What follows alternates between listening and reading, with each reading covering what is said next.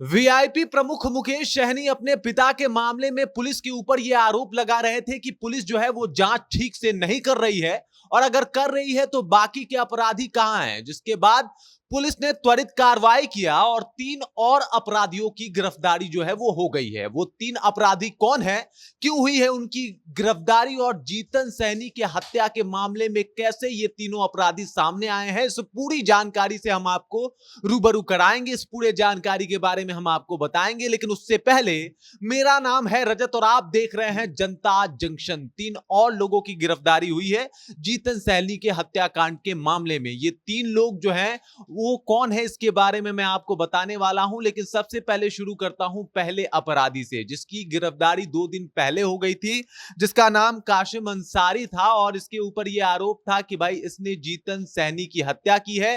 वजह के रूप में बताया गया था कि इसने 1.5 लाख रुपए 4% ब्याज से जीतन सहनी से लिया था। जीतन सहनी ने बदले में इससे जमीन के कागजात रख रखे थे। अब बाकी के जो 3 अपराधी हैं उनके बारे में भी जान लीजिए। उसके बाद के अपराधी हैं मोहम्मद सितारे उर्फ छेदी, जो 20,000 रुपए कर्ज लिए थे जीतन सहनी से और जीतन सहनी ने इनका बाइक और बाइक का कागजात अपने पास रख रखा था। उसके बाद है छोटे लहेरी, जो कि 6,000 रुपए जीतन सहनी से कर्ज लिए थे और उसके बाद सूद पे कर्ज लेने की वजह से इनके भी जमीन के कागजात जो हैं वो जीतन सहनी के पास थे। और चौथा अपराधी है मोहम्मद आजाद, ये इन लोगों की मदद कर रहा था इस हत्या के साजिश में और साथ ही साथ इस हत्या में सीसीटीवी फुटेज में इसके जो फोटो हैं वो साफ तौर पे आए हैं। तो ये 4 अपराधी हैं और चारों का अगर आप ठीक से समझिए, चारों के अपराध करने की अगर कारण को समझे तो एक ही है, वो ये कि ये चारों जो है वो कहीं ना कहीं जीतन सहनी से पैसा लिए थे और पैसा लेने की वजह से उस पैसा को चुका नहीं पा रहे थे।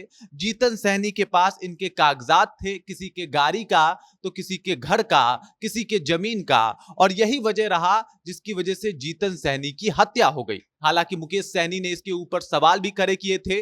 मीडिया से बात करते हुए ये बताया था कि ये जो जमीन का कागजात रखने वाला मामला है ये झूठा है, बिल्कुल गलत है और बेबुनियाद है। पुलिस जो है वो जांच को ठीक से नहीं कर रही है, पुलिस जांच को गुमराह कर रही है, अलग अलग तरीके से जांच कर रही है, जिसमें जांच जो हो रहा है वो गलत तरीके से हो रहा है। मेरे पिताजी ऐसा कुछ भी नहीं किया करते थे, ऐसा कुछ उनका रिकॉर्ड है ही नहीं। वो आप लोग आए तो गांव वालों से पूछ लें कि मेरे पिताजी पैसा देते थे, लोगों की मदद करना चाहते थे, लेकिन उनका मकसद ये नहीं था कि किसी की जमीन के कागजात को रख लें। जबकि अगर पुलिस ने जो मामला दिया है उसमें ये साफ तौर पे बता रहा है कि भाई जीतन सहनी जो थे वो सूद के बदले जमीन के कागजात और कई अन्य कागजात जो है वो अपने पास रख लिया करते थे। और यही वजह हुआ कि ये जो अपराधी हैं वो 2 दिन पहले, हत्या के 2 दिन पहले उनसे थोड़ी सी झड़प होती है, बातचीत में बहस होती है और उसके बाद 2 दिन के बाद जो है जीतन सहनी की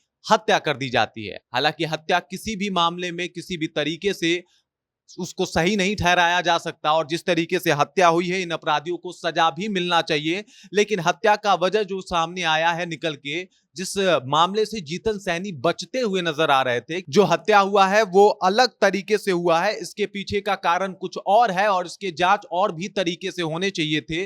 डीजीपी को उन्होंने ज्ञापन भी सौंपा था कि आपकी पुलिस जो है वो लगातार लापरवाही कर रही है और हत्या को अलग रुख देने की कोशिश कर रही है। उसमें और कई खुलासे हुए हैं और उसमें मामला यही सामने निकल के आया है कि जीतन सहनी सूद पे पैसे दिए थे और जिनको उन्होंने सूद पे पैसा दिया था उन्हीं का हाथ है जीतन सहनी को मारने में। बाकी इस खबर को लेके, इस गिरफ्तारी को लेके और इस बात को लेके आप क्या सोचते हैं, कृपया कमेंट कीजिए और अपना विचार हम तक जरूर पहुंचाइए।